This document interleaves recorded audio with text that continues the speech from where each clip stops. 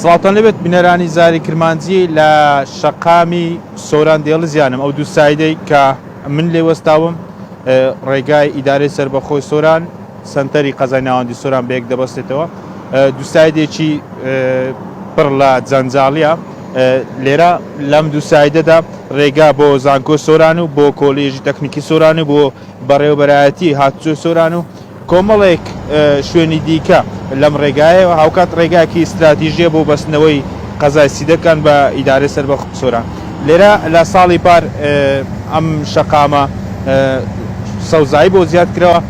ئێستا بەهۆی بێئاویەوە کە ئەمڕۆ سی حوزەیرانە کە بەهۆی بێئاویەوە وشک هەڵە هاتووە وەک لە دیمەنەکان دیارە تەواوی چیمەنەکە وشک بووە بەهۆی ئەوەی کە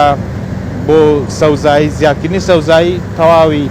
شەقامەکە بۆ ئیدارەی سەربەخۆی سۆران ناوەڕاستی شەقامەکە چیمەنی لێ چێندراوە بەڵام بەهۆی بێئاویەوە وا دیارە وشک هەڵاتون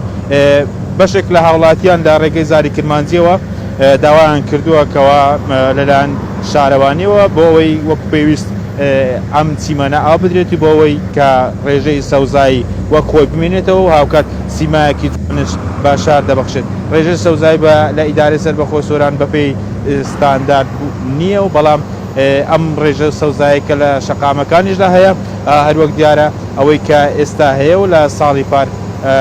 لەلایەن شارەوانیەوە کاری بۆ کراو و هاوکات ئێستا بەرەو